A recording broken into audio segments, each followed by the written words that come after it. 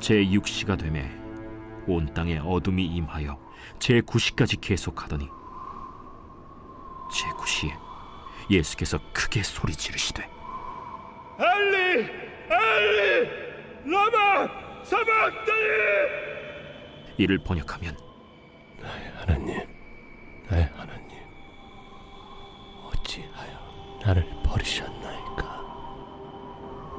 하는 뜻이라.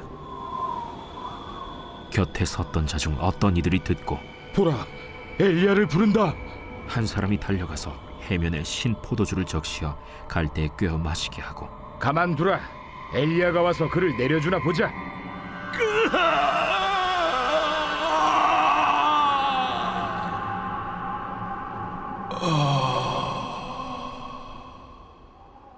예수께서 큰 소리를 지르시고 숨지시니라. 이에 성소 휘장이 위로부터 아래까지 찢어져 둘이 되니라. 예수를 향하여 섰던 백부장이 그렇게 숨지심을 보고 이 사람은 진실로 하나님의 아들이었도다. 멀리서 바라보는 여자들도 있었는데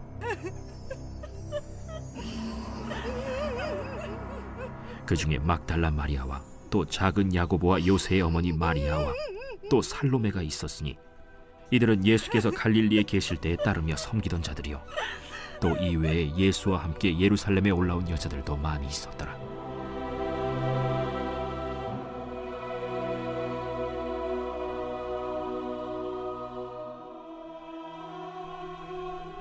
이날은 준비일 곧 안식일 전날이므로 저물었을 때 아리마대 사람 요셉이 와서 당돌이 빌라도에게 들어가 예수의 시체를 달라 하니 이 사람은 존경받는 공회원이요 하나님의 나라를 기다리는 자라.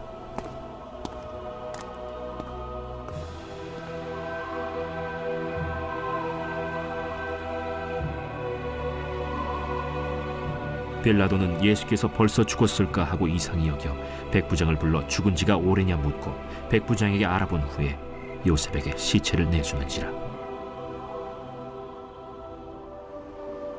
요셉이 세마포를 사서 예수를 내려다가 그것으로 싸서 바위 속의 판 무덤에 넣어두고 돌을 굴려 무덤 문에 놓으매 막달라 마리아와 요새의 어머니 마리아가 예수 둔 곳을 보더라.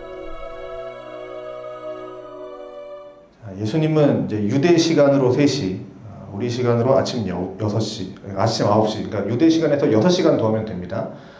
유대 시간의 0시는 우리의 이제 새벽 6시입니다. 그래서 아침 9시에 이제 십자가에 달리셔서 유대 시간으로 9시, 그러니까 오후 3시에 이제 돌아가십니다. 그러니까 6시간을 이제 십자가에 달려 계셨던 거죠. 그래서 예수님께서 십자가에 달리시기 전에도 그리고 달리신 후에도 많은 사람들은 이 십자가 밑에서 예수님을 이제 좀 조롱하고 또 능욕을 주기 위해서 이제 사람들이 몰려들었습니다. 그런데 이제 유대 시간으로 6시, 우리 시간으로 이제 12시가 돼서 갑자기 이제 해가 빛을 잃기 시작하고 어두움이 이제 3시간 동안 계속되었습니다. 그러니까 대부분의 이 구약의 선지서, 뭐 요엘이나 아모스, 뭐 예레미야, 호세아 등의 이제 이스라엘의 멸망을 예언하는 이 선지서들을 보면 하나님의 심판이 오시는 그날, 그때는 어떻게 되냐면 해가 빛을 잃고 대낮에 어둠이 가리카리라 뭐 이렇게 선포를 합니다. 그래서 예수 그리스도의 지금 십자가는 사실 믿는 자들에게는 빛이고 생명이지만 이 믿지 않는 자들에게는 이제 확연히 이제 심판이 된 것이죠. 확연한 심판이 된 것이죠. 자, 그래서 이제 제9시에 이르러 주님은 시편 22편의 고백 1절을 이제 소리 높여 외치셨고 이제 원문인 엘로이 엘로이 라마 사박다니 이제 엘로이죠. 그래서 이제 사람들이 이제 엘리야를 부른다라고 들은 거죠. 그래서 곁에 있던 로마 병사들은 예수가 엘리야를 부른다 이렇게 말하는 거죠. 이제 조롱하는 겁니다. 그래서 엘리야를 한번 불러봐라. 구할 수 있는지 한번 보자. 엘리야를 부른다. 뭐 이런 얘기하는 겁니다. 엘리야가 와서 그를 내려주는가 한번 보자. 조롱하는 겁니다. 그리고 이제 예수님께서 큰 소리를 지르시고 이제 숨을 거두십니다. 마가복음에는 이제 큰 소리를 지른다 이렇게 얘기했지만 이제 누가복음에는 아버지여 내 영혼을 아버지 손에 부탁하나이다 뭐 이렇게 말씀하시고 이제 숨을 거두셨습니다. 이렇게 아마 큰 소리라고 하는 것은 이제 아마 이 내용이겠죠. 이것이 이제 마가복음이 기록하는 예수님의 이제 죽음의 이야기입니다. 다른 복음서에 비하면 굉장히 간략하게 나오죠. 그런데 이제 마가복음은 예수님의 죽음 이후의 이야기는 죽음보다는 좀 더 길게 기술을 하죠. 상당히 좀 상세하게 기록을 합니다. 자, 마가는 이 예수님의 십자가의 죽음이 가져오는 변화에 더 관심이 많았던 것 같아요.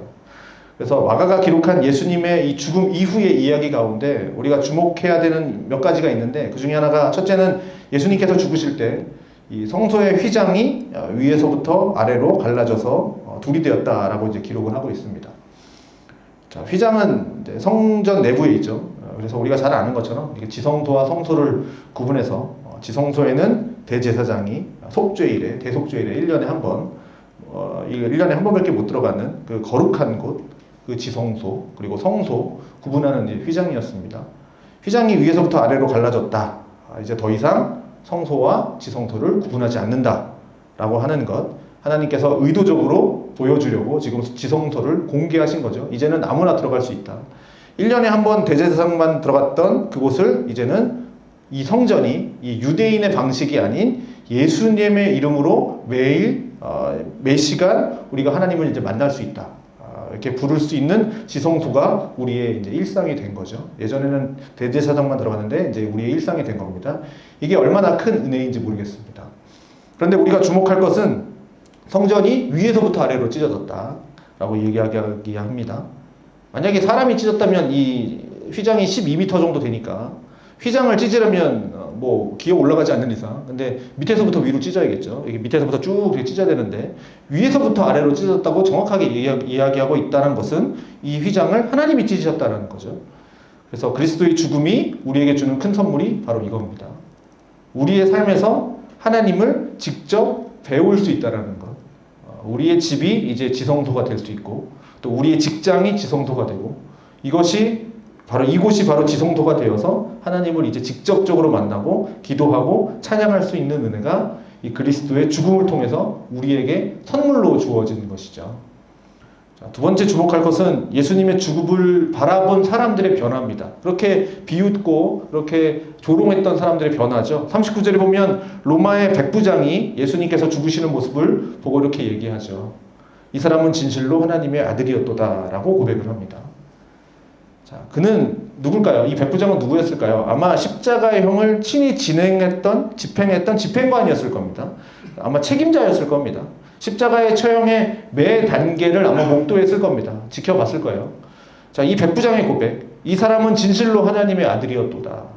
이 백부장은 이때까지 쭉 봐온 결과, 십자가의 이 모습, 사형을 지켜본 결과, 이 사람은 정말 하나님의 아들이다 라고 고백을 하는 거죠. 자, 예수님의 모습을 보았겠죠. 지금 십자가에 달리신 모습을, 골고다 언덕으로 올라가셨을 때, 그리고 침묵하면서 올라가는 모습을 봤을 테고, 또 사형을 집행하는 그 로마 병사들을 보면서 저들의 죄를 용서해달라고 이렇게 하는 기도 소리도 들었을 수도 있습니다. 그리고 같이 십자가에 매달려 있던 그 강도 중에 한 사람에게 내가 오늘 밤 나와 낙원에 있을 것이다 라고 하는 그 말씀에 아마 이 백부장은 충격을 받았을지도 모르겠습니다.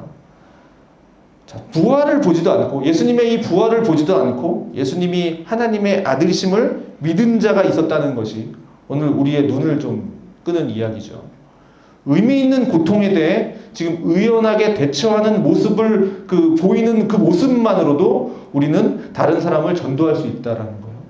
꼭 그 고난 가운데에서 끝나고 뭐 좋은 일이 생기는 건 또 물론 감사하지만 그 고난을 어떻게 견뎌내느냐에 따라서 그 모습을 통해서도 우리가 전도할 수 있다라는 거죠. 자, 이러한 변화는 이제 43절에 나오는 이 산헤드린 공회의 일원인 아리마대 사람 요셉에 의해서 동일하게 일어납니다. 자, 보통 십자가형을 받은 죄인의 시신은 그냥 버리는 게 보통 관례라고 그럴 것까지는 없고 그냥 보통 그렇게 합니다. 왜냐하면 이렇게 짐승들의 먹이가 되게 일수이고, 그 다음에 죄인들의 가족조차도 시체를 요구하지 않습니다. 왜냐하면 십자가에 죽은 사람은 좀 이렇게 정치범, 사형 뭐 이런 거 아닙니까? 왜냐하면 십자가형이라는 것 자체가 이 나라를 배반한 자라든지 정치범, 뭐 흉악범, 뭐 이런 나라에 있어서 커다란 범죄를 저질렀던 그 범죄자에게 주었던 형벌이기 때문에 시체를 요구한다? 죽은 그 시체를 요구한다라는 것은 나도 그 자신의 죄의 공모자다라는 것을 밝히는 것이기 때문에 수습할 용기가 사실 나지 않는 거죠. 괜히 엮이면 자기도 위험에 처할 수 있으니까. 그런데 이 아리마대 요셉은 자신의 그 모든 것을 걸고 예수님의 시신을 장사 지내야 한다고 지금 빌라도에게 얘기한 겁니다. 자, 이렇게 십자가형을 당해서 죽임을 당하신 이 예수님의 시체를 달라고 한 자는 그동안 예수님을 따랐던 제자들도 아니었고요. 그 다음에 뭐 공개적으로 예수를 믿으면서 다녔던 그런 사람도 아닙니다. 그는 그냥 아리마대 사람 요셉, 그냥 이렇게만 나오죠.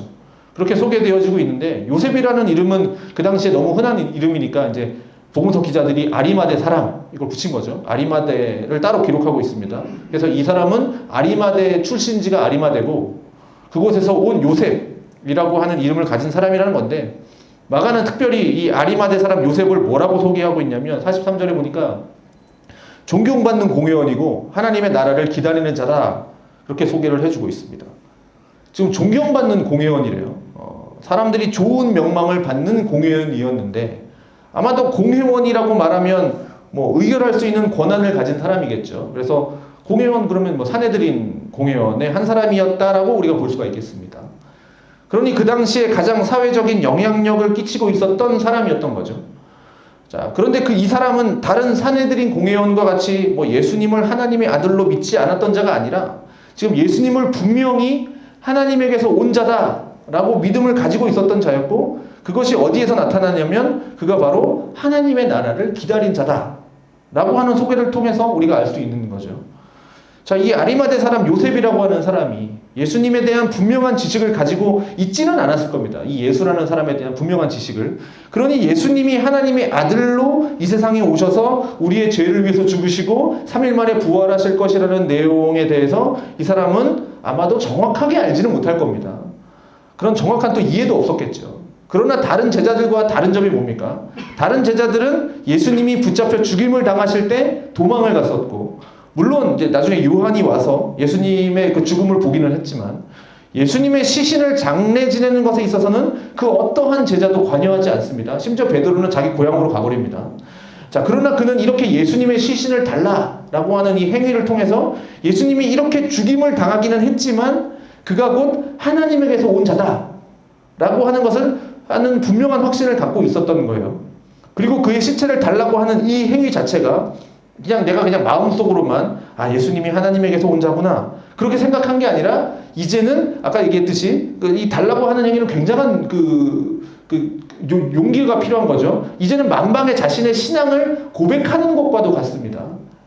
그러니 지금 이 사내들인 공회원이었고 사회적인 영향을 가진 인물이었지만 그는 예수님이 바로 하나님에게서 온 자다라고 하는 분명한 믿음을 나타내는 일이 되었던 거죠. 자, 무엇이 이들을 이렇게 변화시켰을까요? 마가는 그것이 바로 예수 그리스도의 십자가의 능력이다라고 우리에게 지금 가르치고 있는 겁니다. 마가는 그의 복음서에서 바로 이 십자가의 능력을 강조하고 싶었던 겁니다. 이러한 십자가의 능력이 지금 이 시대에도 여전히 이곳에서 우리에게 필요한 것이죠. 사람 참 변하지 않죠. 아무리 좋은 설교를, 아무리 좋은 이야기를 10년 동안 들어도 사람만큼 변하지 않는 건 없습니다. 사람 변화시키는 거 참 어렵습니다. 그렇지만 사람을 변화시키는 것은 딱 하나죠. 그리스도의 십자가. 그 십자가는 바로 지금처럼 전환이 일어나는 겁니다. 예수를 죽이는 자가 예수를 찬양하는 자로, 예수를 죽음에 밀어넣었던 자가 그의 죽음을 애통하고 가장 먼저 자기의 모든 것을 내어놓고 나가서 시신을 받고 그를 장례하는 자로 바꾸는 곳이 바로 이 십자가라는 사실이죠. 십자가에서 그렇게 변화된 사람도 우리 성경에 너무 많이 나오고 또 우리 주위에도 많이 보지 않습니까? 우리도 로마의 이 백부장처럼, 그리고 요셉처럼 끊임없이 우리 인생 가운데에서 예수를 대적하고 하나님을 대적하고 살았던 삶이 이 십자가 앞에 섰을 때는 반드시 변화되어야 하는 것이죠. 마지막으로 예수님의 이 죽음 이후의 기록에 대해서 우리가 주목해야 될 것은 예수님의 십자가에서 죽음을 지키고 있는 자들이 모두 여자들이었다라는 사실입니다. 그 당시 문화에서 여자들은 아시다시피 법적인 권리가 없었고 또 뭐 사람 수로도 치지도 않았고 증인으로서 자격도 없었습니다. 그런데 예수님의 죽음과 부활의 증인이 지금 남자가 아니었고, 예수님의 부활하신 후 첫 번째 만나는 사람도 남자가 아니었고 또 여자였습니다. 자, 사실 복음은 이렇게 전파되었습니다. 복음은요, 뭐 권세 있는 자, 뭐 능력 있는 자, 뭐 말에 힘이 있는 자들을 통해서 그렇게 복음이 전파된 것이 아니고 가장 연약한 자들, 그리고 가장 권세 없고 가장 가난한 자들을 통해서 그리스도의 복음은 지금 전 세계로 선포되어지고 있는 것이죠. 십자가 앞에 서 있는 그 여인들처럼, 그리고 새벽 이른 미명에 예수의 무덤 앞에 나아갔던 막달라 마리아처럼, 우리도 한 사람의 복음의 증인으로서, 비록 내가 연약하고 또 어쩌면 내가 말을 잘 하지 못하고 다른 사람에 비해서 권세도 없고 소위 내놓을 것도 없고 어떤 것도 없지만, 하나님께서 나에게 주신 이 복음만 있으면, 이 복음만 믿으면 우리는 어쩌면 가장 능력 있는 자로 복음을 선포할 수 있게 될 것입니다. 자, 우리에게도 이 십자가의 능력이 필요합니다. 우리를 변화시키는 이 십자가의 능력, 이것이 이전의 우리 모습이 아니라 십자가로 인해서 변화된 우리의 모습, 그리고 끊임없이 십자가로 나아가면서 내 삶이 조금이라도 하나님 예쁘게 보시는 그 구석을 만들어내는 그 예수의 제자로서의 삶으로 변화되어야 하는 것이죠. 또 하나는 우리는 능력이 있어야 돼요. 어떤 능력이냐면, 내가 능력이 있어서 하나님이 나를 사용하시는 것이 아니고, 내가 연약하지만 주께서 복음 주셔서 십자가를 주셔서 우리로 하여금 능력을 얻게 하시는 것이죠. 그래서 하나님께서 우리를 부르실 때는 우리의 연약함을 하나님께서 채우셔서 복음을 선포하라 라고 하나님께서 우리를 그렇게 부르시는 겁니다. 그래서 나의 나된 것은 오로지 다 주의 은혜인 것이죠. 그래서 우리의 연약함을 가지고 십자가 앞에 나아가서 오히려 그 십자가 앞에서 담대함으로 그 능력을 받아서 마지막 그 순간까지 정말 복음을 전하는 하나님의 백성으로 살다가 주님 앞에 가기를 원합니다. 오늘 이 십자가의 마지막 순간들을 바라보면서 주님께서 우리를 위해서 십자가에 달리셔서 우리를 구원하시고 또 우리에게 새로운 생명 주시면서 우리를 새로운 피조물로 만들어내시는 그 놀라운 십자가 사랑을 감사할 수 있었으면 좋겠습니다. 그래서 이제부터 하나님 앞에서 한 발 한 발 나아가면서 하나님 기뻐하시는 그 제자의 삶을 살아갈 수 있기를 주님의 이름으로 축원드립니다.